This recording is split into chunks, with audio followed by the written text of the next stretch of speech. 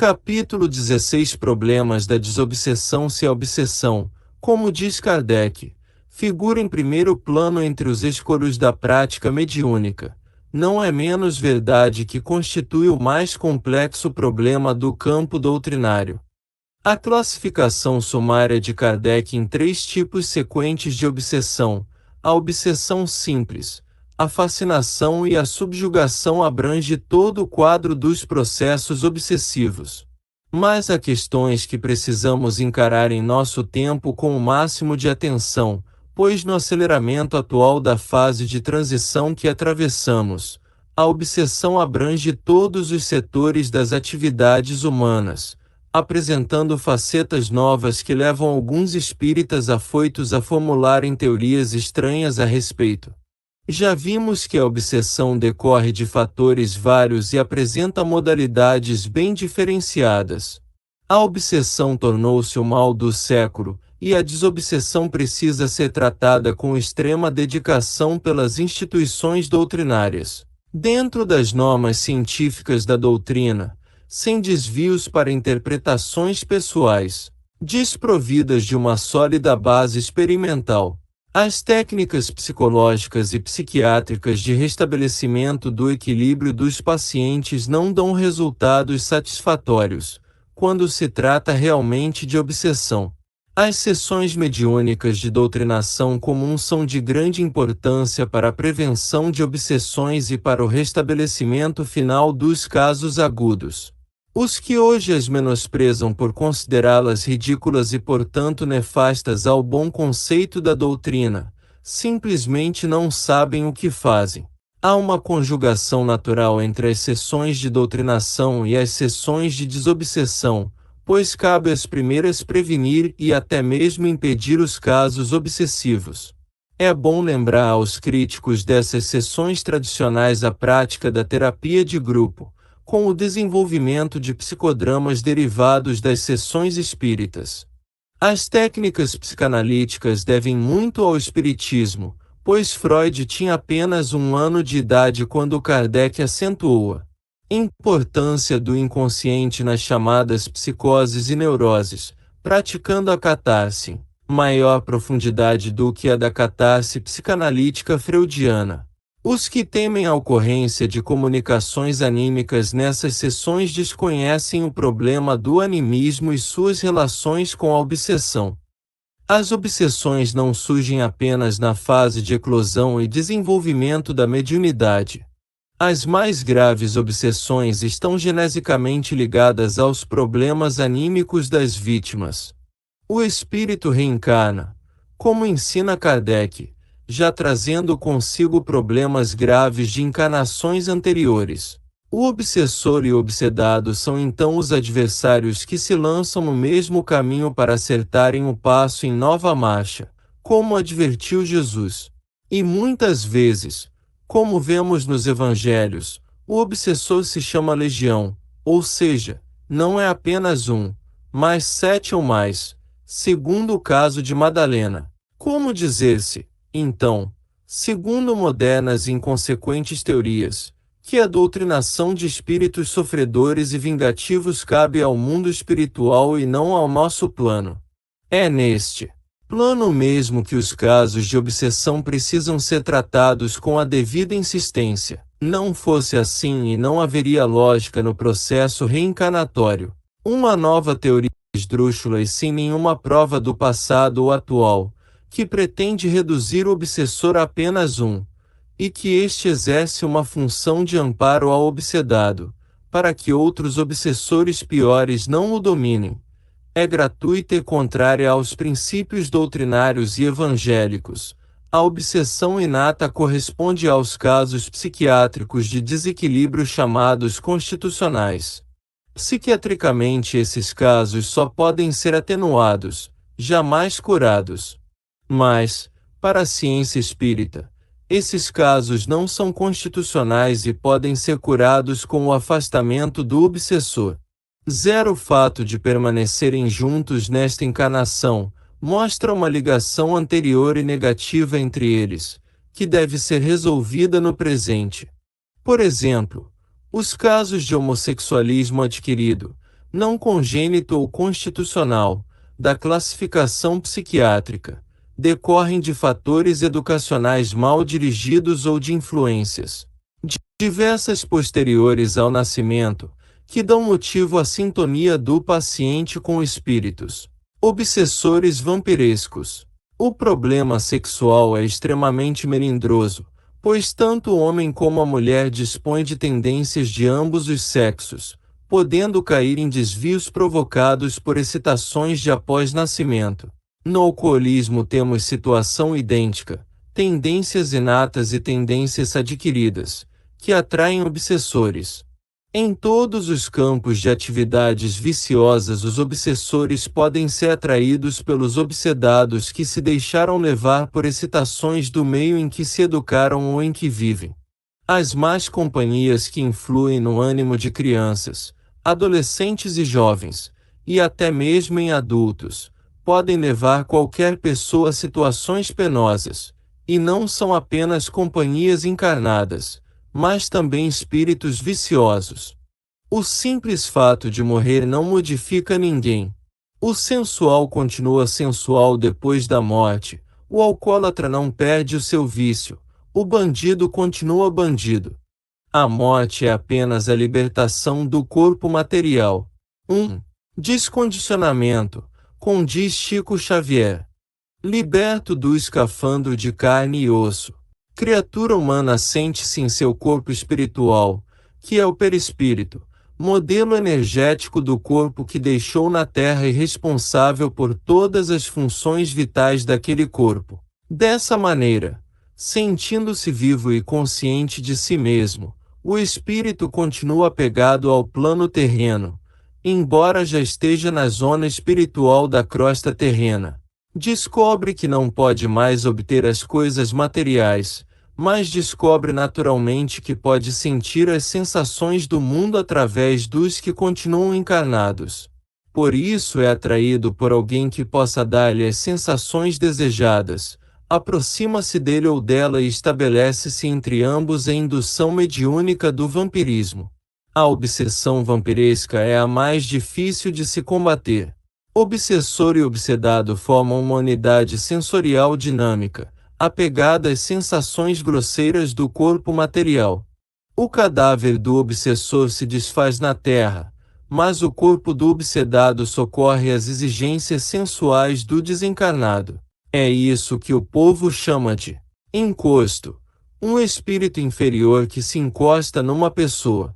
Forma-se o automatismo da indução. O espírito deseja as sensações e esse desejo se transmite ao ser encarnado que procura satisfazê-lo. Estabelecido esse ritmo de trocas, um pertence ao outro e dele depende. A desobsessão é dificílima nesses casos, pois ambos são criaturas humanas dotadas de livre-arbítrio. Se os dois recusaram a doutrinação, esta muitas vezes parece inútil, ineficaz. Se um deles aceitar a doutrinação, o afastamento do obsessor torna-se possível. Se ambos a aceitarem, a desobsessão se realiza com facilidade, às vezes, surpreendente. Então os espíritos bons se incumbem de encaminhar o obsessor e os homens devem cuidar do obsedado. É necessário maior cuidado com este, para que ele, nos seus anseios viciosos, não atraia outros obsessores. Por isso Jesus disse que, limpa e arrumada a casa, o espírito inferior convida 7 companheiros e todos irão habitá-la, de maneira que o estado do obsedado se torna ainda pior do que antes. Foi, certamente, apoiada nesse ensino mal interpretado que surgiu a teoria absurda do obsessor protetor. Mas o que Jesus disse era uma advertência aos responsáveis pelo obsedado, que dele deviam cuidar para que não caísse de novo no erro e no vício. Muita gente pergunta como podem os espíritas, em minoria na Terra, atender através de suas sessões o número imenso de obsessões que nela existe. Nenhum espírita esclarecido se julga incumbido de socorrer a todos os obsedados. O trabalho maior é realizado pelos espíritos incumbidos dessa tarefa no mundo espiritual. As sessões se destinam ao atendimento de casos relacionados com pessoas que recorrem aos grupos e centros espíritas. Mais particularmente, destina-se aos casos de mediunato, em que os médiuns são espíritos que se compromissaram, em vidas anteriores, com criaturas que submeteram ao seu capricho, tendo agora o dever de socorrê-las através de sua mediunidade. A lei do amor rege as relações humanas nos dois lados da vida. A consciência do carrasco exige a sua abnegação em favor das vítimas que atirou-nos. Descaminhos do mundo não se resgatam os crimes somente através de outros crimes, mas também e principalmente através do socorro do criminoso à sua vítima do passado. É assim que os dois acertam os seus passos na vida material através da mediunidade, uma função redentora nas sessões de doutrinação e desobsessão. Há uma tendência ao formalismo igrejeiro no espiritismo, cultivada por adeptos que prezam mais as aparências do que a verdade. O desejo de fazer da doutrina uma elaboração refinada, com requintes e etiquetas sociais na sua prática, leva muita gente a aceitar inovações que, no entanto, só fazem rebaixá-la. Esquecem-se da afirmação categórica de Kardec: o espiritismo é uma questão de fundo e não de forma. Tentam organizá-lo em sistemas hierárquicos, dotá-la das chamadas autoridades doutrinárias, impondo ao meio espírita uma disciplina cheia de exigências protocolares que lhe tirariam o aspecto de simplicidade e naturalidade que a caracteriza.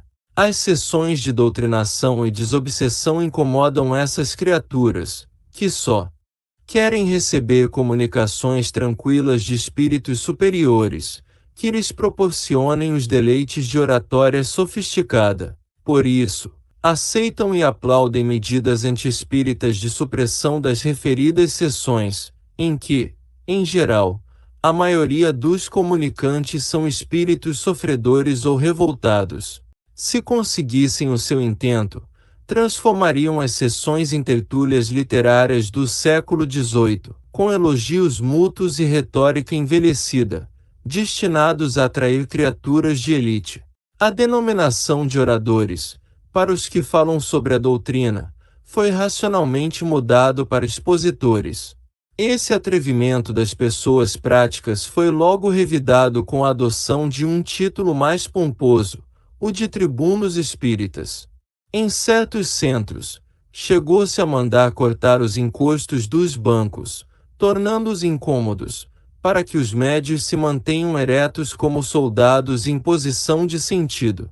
Nas instituições maiores complicaram tudo, dificultando o acesso do povo aos dirigentes, estabelecendo cartões de controle para os passes. Nas próprias casas de assistência à pobreza foram estabelecidos regimes disciplinares que mataram a espontaneidade amorosa de boa e antiga caridade. Já se tentou até mesmo substituir as expressões caridade e assistência por serviço social. Tudo isso e suas consequências criam o clima propício às desfigurações do meio doutrinário e às tentativas de adulteração das próprias obras básicas, consideradas como superadas. A rede das obsessões coletivas lançada ao mar por pescadores astutos, através da tendência ao refinamento formal das pessoas apegadas às aparências de falso brilho. O requinte do ambiente excita a vaidade dos dirigentes e até mesmo dos servidores das instituições, que acabam se fantasiando de mordomos de castelos imperiais. Esse é um tipo de obsessão sutil que se infiltra lentamente nos ambientes ansiosos por brilharecos sem sentido, levando os novos fariseus e seus admiradores ingênuos a perder as medidas do bom senso. Criam-se, dessa maneira, focos obsessivos em que as mistificações desbordantes em palavrórios enganadores são, finalmente, sobrepostos às obras fundamentais. Criado o foco obsessivo, os mentores da treva sentam-se nas suas poltronas suntuosas e passam a ditar as modificações necessárias. A expressão mentor, arrogante e agressiva, substitui a expressão amorosa de protetor e lá se vai por água abaixo a pureza da doutrina, na lama vaidosa das inovações doutrinárias, das pretensões direcionais, das condenações disto e daquilo, nos delírios do messianismo espúrio. Essa obsessão coletiva não tem solução. Foi ela que transformou a Casa do Caminho, de Jerusalém, no Estado teocrático do Vaticano. Iludem-se os que pensam que o espiritismo se engrandece com as pompas terrenas. Jesus não foi sacerdote do templo e Kardec nunca trocou a sua morada humilde da Rua dos Mártires, em Paris, pelo Palácio de Versalhes. Nenhum nem outro veio falar aos poderosos do mundo, mas aos sofredores necessitados de consolação. Quem não entende isso nunca assimilará a mensagem do Espiritismo, a não ser depois de encarnações expiatórias e redentoras. A obsessão vigia os indivíduos e os grupos espíritas em cada encruzilhada de gerações. Vale mais um pequeno centro que cuida dos obsedados do que uma suntuosa instituição em que os tribunos retumbantes enchem os salões suntuosos com seu palavrório vazio. Cala mais no coração humano um gesto de humildade pura do que a retórica antiquada dos tribunos missionários. As grandezas terrenas só agradam aos obsessores, enquanto os obsedados pedem a misericórdia de uma palavra de amor.